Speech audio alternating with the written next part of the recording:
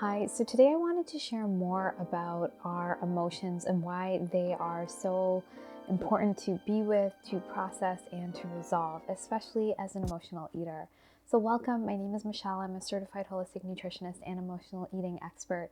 And today I wanted to really do more of a deep dive into our emotions. So, if you're an emotional eater, essentially what's happening and what I found out for myself, because I was an emotional eater, is that I use food to cope with my emotions. And when we cope with our emotions, what we're essentially doing is sort of distracting, avoiding, pushing away our emotions. And we do that by eating food. When we eat food physiologically in our body, it creates a goodness feeling or a feeling of well-being, or we temporarily feel good. And so we temporarily don't have to feel the discomfort of the emotions that are coming up. And, we cope. We just cope with it. It doesn't mean that emotion goes away. It's still in our nervous system. It's still circulating. And so I found for me when this became an issue was that whenever I was emotionally eating, I felt really out of control around food. I would almost be in a trance-like state, jumping into food, not realizing that I was even hungry. And I just felt so out of control. And that's not a good place to be in. And this is something I notice with clients. They just feel out of control around food. They're eating and they can't seem to stop themselves. They don't know what's really going on. And, I'm going to dive more into what's going on emotionally. But if we're using food to cope with our emotions, that means we were never taught how to really be with our emotions. We were never taught how to really sit with discomfort and how to process emotions. And we weren't taught what emotions really are. I know this was the case for me and so many others. Our world, we don't talk about emotions. We're in a very go, go, go society. We are in survival mode. We're just moving forward.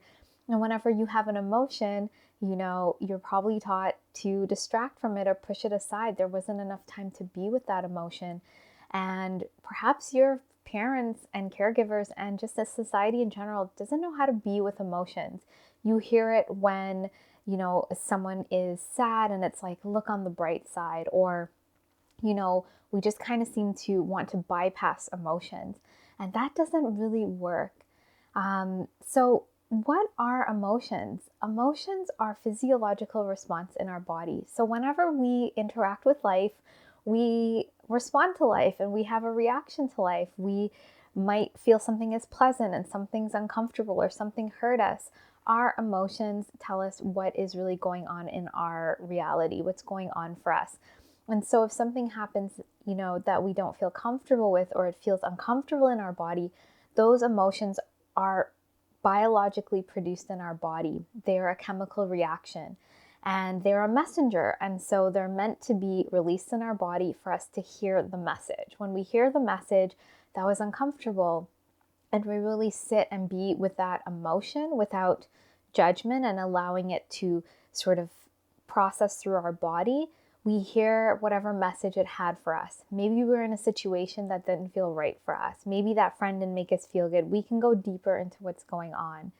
And if we allow the space and we really be with that emotion and let it move through our body, then we come to a place of clarity. So our nervous system goes from feeling whatever emotion it's feeling into calm, into clarity, this neutral place where we can then act and take steps, with the information we got from the emotion.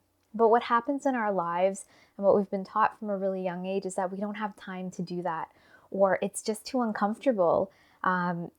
Just feeling that discomfort, or, you've probably seen this with a mom and her child feeling sad or upset, and it makes her feel uncomfortable. So she wants to stop the child from feeling uncomfortable. And so because she's uncomfortable, the child never learns to be with that emotion because she can't even be with it. The mom can't even be with it.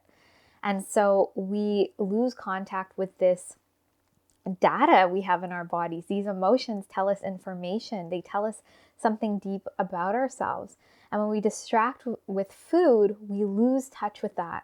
And so we are constantly moving through life thinking that we know the right direction, or thinking we know the right way to go, following others because we assume it's the right thing, but we don't check in with ourselves, or we distract from that emotion.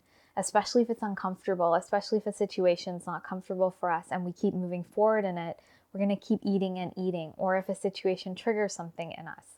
So our emotions are amazing and important, and we really need to give it the respect.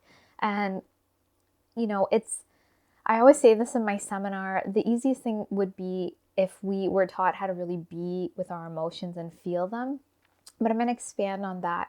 What I mean with feeling and processing through our emotions is that we are able to understand what our emotions are. They're giving us messages, and then we're able to fully be with the sensations in our body and the process in our body. Because the moment we have resistance or judgment, we cut off the emotion and we stop from really feeling and moving through it and hearing the message. And so that's where it keeps repeating and repeating and repeating, and we don't get resolution. When we are able to cultivate presence and this focus and this concentration on our emotions, we're able to hear them. But again, in our society, we're so distracted and going that we don't even know where to begin with that. And so when I work with clients, we start off really simply. We start off with journaling and just, we slowly build this up where we're journaling and moving into the emotions. But sometimes, because we've built up so much resistance in our own lives, we might need support and help. And that's where we can go deeper with what I do with clients are somatic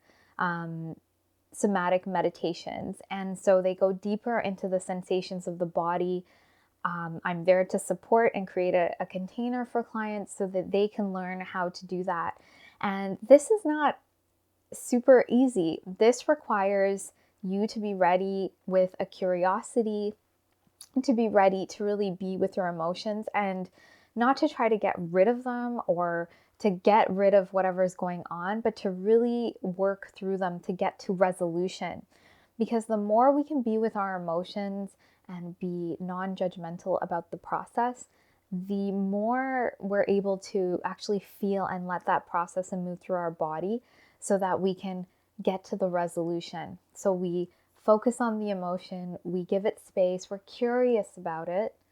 And I always liken this to like a small child. We want to be very gentle and compassionate and curious about whatever emotion's going on.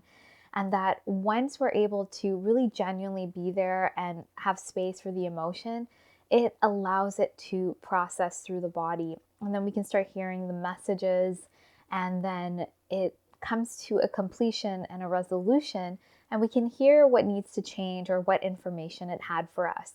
And that's where we really get into the root of the emotion, and we are able to really take the gift from it, take the information from it that we needed personally. So this is an amazing process. I love doing this with clients, and I do this on myself, and it has been the deepest work. And you start showing yourself compassion, and you start giving yourself space. And this is where you create that true self-love. You're able to be with yourself through anything, any emotion, any obstacle in your life. And this is what happens when we're children. What we really desire and want from our parents is for them to unconditionally love us and be with us through the good, the bad, the uncomfortable, the happy, the sad emotions and experiences of our lives, and to really deeply understand us. Most of us aren't lucky like that, and so we have this opportunity now to go deeper and to start giving that to ourselves. And if we're able to give it to ourselves, we can give it to our children and partners, and the rest of the world will have that more of that perspective. So this is amazing work, and if you're ready to dive in deeper, please reach out. I'd love to chat with you. This is part of my program, the Emotional Eating Evolution Program. And even if you have any questions about this process or you're curious, please let me know in the comments. And of course, please be sure to like and subscribe. And I look forward to sharing more with you. And I hope you have a great day.